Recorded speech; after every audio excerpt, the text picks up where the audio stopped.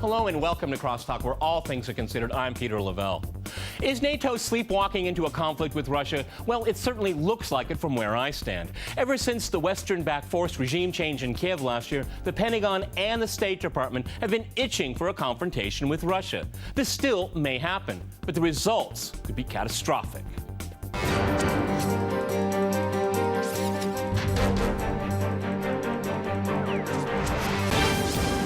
To CrossTalk NATO-Russia tensions, I'm joined by my guest, Richard Weitz in Washington. He is a senior fellow and director of the Center for Political Military Analysis at the Hudson Institute.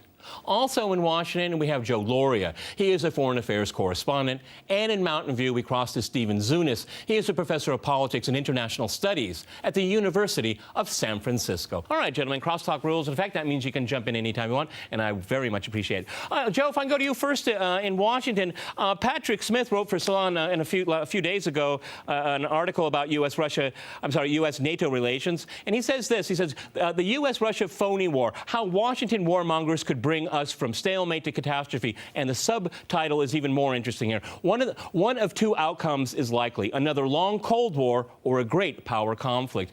What do you think about that? Are we in a phony war? Well, it's a hot war in Ukraine, even though things have calmed down since the Minsk Accords, but that could heat up at any time. I think he's right in that assessment. We're at probably the most dangerous point for a possible nuclear confrontation since the Cuban Missile Crisis, although maybe 90% of American people have no idea about that. But this is the situation we're in, and you could say that Obama's been reckless, but I'm a little bit worried about some of these GOP candidates who harken back to some of the crazed thinking in the early 50s when Eisenhower, even, who had opposed Hiroshima, then talked very blithely about using nuclear weapons here or there, tactical nukes in Vietnam and elsewhere, in 1954 even, and talked about 300 to 400 nukes in the Soviet Union, killing 80% of the population. Yeah. And if you look at some of the candidates now, you have to worry. We see the setup right now and the confrontation that's possible and what could come down the line. You know, Richard, the U.S. Defense Secretary did a trip through Europe recently, and when the Russian side announced that they would be upgrading certain military capacities, the Secretary said that was loose rhetoric. Well, I kind of agree with what we heard from Joe in Washington. I watched that GOP debate. I was terrified by what some of those candidates were saying. Very loose talk about confrontation, and obviously Russia was mentioned from time to time. Not only Russia, but it was mentioned. How do you assess that? Because you've been on this program many times, and you've always told me Ukraine, U.S.-Russia relations are just not that important in this town. But I keep watching the news. Things are flaring up in the Ukraine, and the U.S. is hardening its position. This is why we're doing the program. Go ahead, Richard. Yeah, their statements during the campaign are going to change when they hit the general election and need to appeal to a wider range of electorate. And then when they come to office, it's often very different. As you recall, often gets the circumstances. The George W. Bush administration, when he ran for president, he complained about the Clinton administration's over excessive commitment and nation building in Africa and the Balkans, and he would, pull back the U.S. engagement and so on. And then when he came into office, 9/11 happened, and they were the most interventionist administration in recent history. But the converse can also be true. Eisenhower made a lot of loose talk about nuclear weapons in the campaign, primarily, as far as I understand it, to intimidate the North Koreans and the Chinese. But when he came into office, there was never any use of nuclear weapons, and and as far as we can tell from the archives, he discouraged the idea of actually employing them. So why would, as we all know, there's a difference in what the candidates say when they're running for election and what they actually do when they're in office. Stephen, one of the things that I find very worrisome is I think people have forgotten about what nuclear weapons actually can do. Because, I'm looking at all of us on this program, and I think it's pretty safe to say we're all children of the Cold War, and we learned a lot about that, and we were aware of it. But I don't get the sense that audiences, particularly in the West, are particularly knowledgeable anymore about that. These are really horrific weapons, considering the anniversary that we've just had to commemorate with Nagasaki and Hiroshima. And I get the feeling that particularly the American public has kind of forgotten about the meaningful and disaster that could befall all of us without this kind of more attuned knowledge about what U.S. defense spending and other countries in the world, including Russia, what these weapons mean. You're certainly right. I mean, any scenario involving nuclear weapons is very scary, not just among the millions who would die outright, but the risk of the fallout, nuclear winter, other environmental ramifications that could be felt worldwide. There was a lot of consciousness raising during the Cold War about the threat, but with the Cold War over, people sort of got into this complacency. I mean, very few people know, for example, that the Obama administration has called for spending up to $1 trillion in modernizing the U.S. Nuclear arsenal over the next decade or so. I mean, this is very dangerous stuff. We need to be more aware of it. And while I don't think either side is interested in nuclear confrontation, the kind of loose talk and threatening posture, does raise the possibility of some, kind of accidental nuclear exchange, miscommunication, some of the very same scary scenarios that concerned so many of us during the Cold War era. Richard, Stephen's absolutely right, but the problem is we have now, this is kind of the double whammy, is that there's an enormous amount of distrust now between Washington and Moscow on particularly Ukraine, we'd all agree on that, and other issues here. And the Russian side, I can tell you, and with my introduction, where I stand here in this country, is that there's a lot of fatigue here. In the early years of Obama, people wanted to have a dialogue here. They really genuinely did with this new president, and they don't see that coming at all. And it really is making more people here far more rigid. And this whole issue with Ukraine, I know that there are multiple narratives out there. I'm perfectly willing to listen to the other side. Other people aren't willing to listen to my side, as it were. But this is very important. And as you've told me before, Ukraine isn't all that important in Washington. It isn't for some individuals, of course, but for overall foreign policy. But I will tell you, from Moscow's point of view, Ukraine is absolutely very important here. And this is one of the disconnects between the two capitals. Go ahead. Okay, I didn't mean to communicate that it's not important. I meant that I don't think it's an issue that would lead the United States to engage in a war with Russia. I think that the U.S. and the NATO allies are trying to avoid that. They're not, as was implied in some of the questions we were given in advance, trying to use this as an excuse to engage in a conflict with Russia. But your overall point, I would agree that basically you've got the same pattern here in Washington. The Obama administration in the first term felt that the Russia-U.S. relationship had deteriorated excessively in previous years. It wanted to reset the relationship. They wanted to make progress in arms control, non-proliferation, regional security, other areas. They made a major effort. They think that it failed because of what was happening in Russia. Primarily Russian domestic politics. And my impression now is they just sort of given up on Russia. They'll just want to wait out the term. There's no real serious effort to engage. And then the next administration will just see. It depends on how things look. Normally it'll take some kind of an external shock. Previously was the Afghan war. I don't know what it'll be this time that will restart the relationship. But I would disagree also with the opening statement that what we're going to face is a return to the Cold War and active conflict. I think there's a third pattern which is also possible, which is what we saw after the Georgia war, which was you'd have a year or two of coldness, and then basically the sanctions, the road, the hostility mellows, and they become involved in other areas. I think that's also possible. I think there's a huge difference here, and I understand what you're saying. But I mean, by the end of this year, by the end of this calendar year, the Pentagon will probably de facto be in charge of Ukraine's defense capabilities. That's very different than Georgia. If I can go to Joe right now, this is one of the things that the Russians are looking at, is that they want to reset in relations. I mean, from this side of the pond, it all looks like just PR, nonsense. Where's the substance? Because what you do is you continue to bring your military alliance closer and closer to our border. I mean, it's not about rhetoric, it's about maps. Go ahead, Joe. Yeah, well, first I want to disagree with what Richard here in Washington with me said about George W. Bush's campaign rhetoric being more bellicose than he actually turned out to be, or in general that's what happens in campaigns, and that it was 9/11 that changed everything.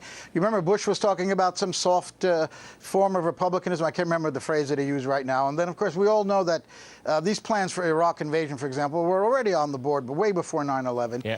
So I just disagree with that. But as far as what's happening, or what you just said, Peter, is it's frightening. Because the United States, I think, is very interested in getting someone in control, in power in Moscow, who was a Wall Street guy like Yeltsin was. And that's what this is leading to. And I don't think they want nuclear war, but they certainly want to use Ukraine as a way to weaken Russia and ultimately to bring down Putin. I think that's what we're looking at. Stephen, you want to weigh in there? Because I find that just dumb. I'm dumbfounded by that perception that is cultivated in Washington and in Western media. Because you know what? I mean, Russia's having some pretty tough economic times right now, really. And look what's happened to the ruble. My employees tell me a lot about what it means to travel with this ruble right now. At the same time, Putin, his ratings are sky high. Why?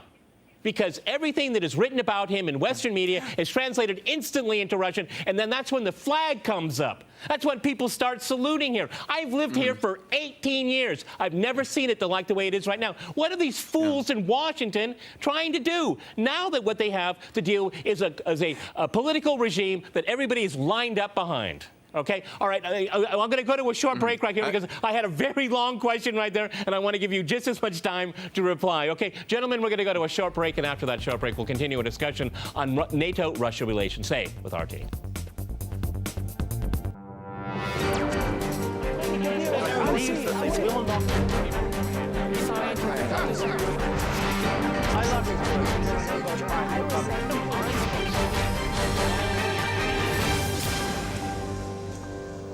Welcome back to CrossTalk, where all things are considered. I'm Peter Lavelle. To remind you, we're discussing NATO-Russian tensions.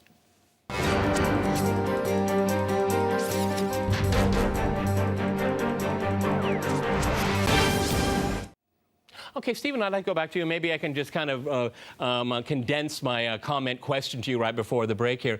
Is that there's a huge disconnect in how the political establishment in the West, particularly and its media, look at how Russia is run and how people think about their rulers here. And I find it amazingly disconnected and very, very dangerous. For example, if the Russian people only knew, well, knew what? They watch what happened in Afghanistan, Syria, Libya. I can go on and on. They're not stupid. They watch this, and now they see these same people with the same policies on their doorstep. Go ahead, Stephen. As you know, I've been quite critical of President Putin's policies in Ukraine and elsewhere, but there's no question that U.S. and NATO policy has provoked some of the most chauvinistic, ultranationalist elements within Russia. I mean, if the U.S. goal was to moderate Russian policy, it resulted in just the opposite. People really don't know Russia's history, of invasions from the West, the history of suffering, World War II, and elsewhere. I mean, it's typical, I think, of the hubris that the United States has shown in countries ranging from Vietnam to Iraq or whatever, that somehow the bellicose rhetoric, the threats, would somehow lead to greater moderation. I mean, well, I personally don't believe excuses Russian actions in Ukraine. The idea that somehow the eastward expansion of NATO wouldn't provoke some kind of a reaction is worse than naivete. I think it's downright criminal. Yeah, Joe, I mean, Stephen just used the term, ultra-nationalist rhetoric and all that, but actually, you can turn the coin upside down. Again, if you just look at mainstream media and some of the most horrifically stupid, inane things written about Russian foreign policy. I'm not saying everybody has to agree with it, not at all, okay? But at least you should be fact-based, based on a chronology, based on facts, based on a context, and based on a sense of responsibility. And I don't see that coming out at all. Again, that's why I'm interested in doing these programs, because I find that the rhetoric and the lack of knowledge, it creates a very reckless environment here. I mean, if you listen to Samantha Power, I mean, she sounds like a psychopath from where we sit here. I mean, just deconstruct what she has to say. She never uses any facts, though she has a lot of propaganda. Go ahead, Joe. Well, I'm glad you brought up the media, because it's been said here that Ukraine is not important in Washington. It's damned important for policymakers in the Pentagon, the White House, and particularly Victoria Nuland's section of the State Department. Where it's not important is with the American public, because they're not given the story of what happened. And we've got really an Orientalist type media here, which doesn't allow peoples, and I'm talking about Palestinians, Iranians, Russians, to explain themselves to the West. Western media thinks they have to explain to a Western audience what these other countries are thinking. So when you don't have the story of what happened in Ukraine, that was a coup d'etat, that there were indeed extremist right-wingers who were in the vanguard of that, and that the issue here is installing not democracy, and that is the biggest myth that's promulgated by mainstream media, but a neoliberal economic system that benefits foreign capital and local oligarchs, and they want to see that again in Russia. So the Ukraine exercise is very, very important here for these policymakers who want to institute that, and we don't get that story in the media. We don't hear that that was a coup. We don't hear about extremist right-wingers, and therefore, you know, the public's lost, and there's no pressure on the policymakers at all to do anything different than they want to do. Yeah, and okay, Richard, if I go to you, I mean, I have to echo what Joe has to say there, because at the end of the day, no one has to take any responsibility for the sniper story that all of a sudden disappears, the story of the massacre in Odessa, which no one has any particular interest in. MH17, let's have a tribunal before we have an investigation. I mean, the American public isn't educated in dealing with this whatsoever. Every single thing I just mentioned there is used as a propaganda tool. No one in the West, in its media, are particularly interested in the facts or the truth. So what's your question to me? Well, then? what I'm saying is that how can Western audiences assess anything, particularly when we look at the situation in Ukraine, when they're not given a very detailed or logical chronology of what happened? All we know is that it's Russian aggression. That's the beginning of the sentence and the end of the sentence. But that's clearly not the case, and it certainly doesn't move forward any kind of relationship where we lower tensions. Well, there is, of course, a diverse range of media available as for people to seek it out. You seek it out. Seek it out. And others. Okay. Yes, seek it out. Okay. Right. If you were just to listen to the radio, but that's true of all, all foreign policy issues for the most part. There's just a couple of main headlines, and you don't get much rich insight unless you try and, unless you want to do your own research. So I'm not sure if Russia is any distinct from any issue. But among people in Washington who read a lot, I mean, read Johnson's list, for example, we get a diverse range of views, and people engage in your program. So it depends. So I would agree with you. But again, I don't think it's just related strictly to Russia. I think it's more a function of how the media covers international affairs in general. Sure. I mean, if you could, how Iran for decades has been treated, you could make the same analogy that Western media treats Iran and Russia in they have similar models. Okay, they're number one, bad people, bad government, bad leaders. They're bad somehow. Okay, you don't ever get a nuanced view of how the country is run, and if they have legitimate security interests. And if I go to Stephen, this is the thing that I think is most dangerous, is that if you could, and you've been critical of Russian foreign policy on this program in the past, and you are now, but the biggest problem I think that faces Washington and the media is that they don't see that Russia has legitimate security interests. As a matter of fact, they never see any country having legitimate security interests. Everybody has to follow how the Americans and the Washington consensus define security. Other than that, if you don't agree, you're in trouble. Yeah, there really is a lack of understanding of the special historical and strategic and economic relationship between Ukraine and Russia.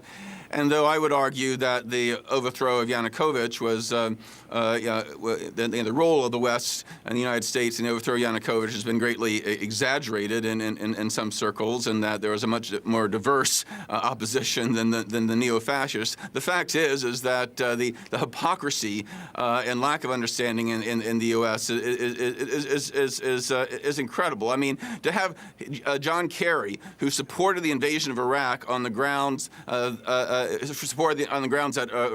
Iraq supposedly had these weapons of mass destruction, to say, oh, it's illegitimate to invade a country on false pretenses. John Kerry, who supported Sharon's annexation plan of large swaths of the West Bank, saying, "Oh, Russia, has no right to annex a part of another country." I mean, any objective observer, no matter how you may feel about Russia's policy on Iraq, on Ukraine, would be laughing at this. I mean, the United States is in no position to preach to Russia on these issues, and the very fact that these questions aren't even asked in the U.S. media, that such blatant hypocrisy and double standards can go on and on and on in the media, and no one say, hey, wait a minute, what about when the U.S. supported a similar thing, or what about when the U.S.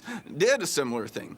Yeah, okay. Richard, it's been brought up here, and I think ultimately, I don't think we will get to a nuclear confrontation, God forbid. I mean, there's no reason for it to happen. However, one of the things that, Victoria Nuland's name was mentioned, and ultimately, I think what her plan is, and the people around her, is they do want to see if they can have another planned regime change, and they think Russia is, look at NED and these other organizations, that's their, Ukraine, they said, was the prize, but the ultimate prize is to pull it off here, which is really nonsensical. That's not going to happen. But it seems to me that they have a mindset, and they want to demonize Putin as a person and try to demonize a political culture here that is supported by the majority of the people, if you like it or not.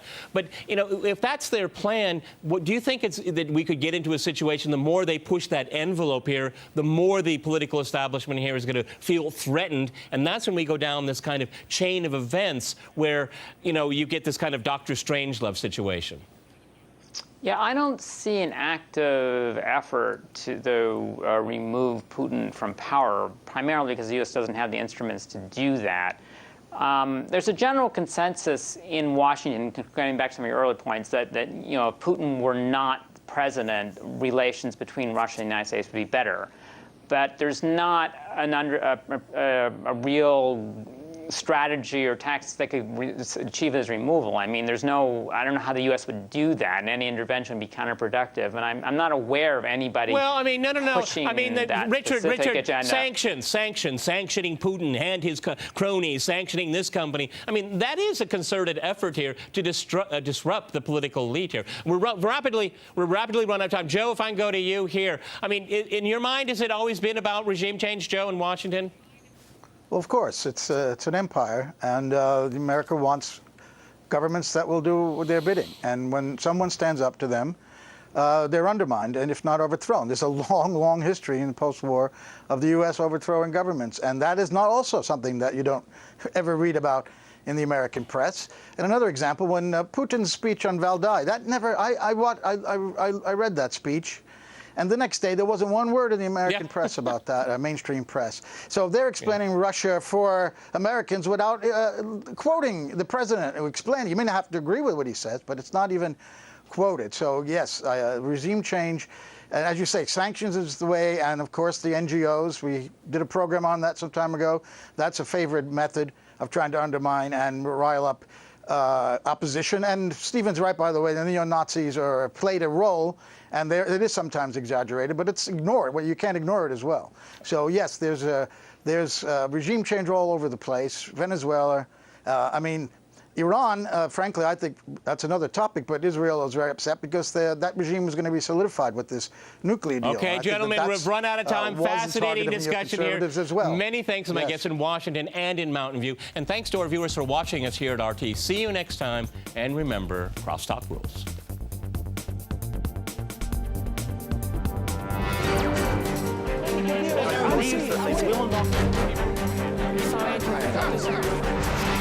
I love you.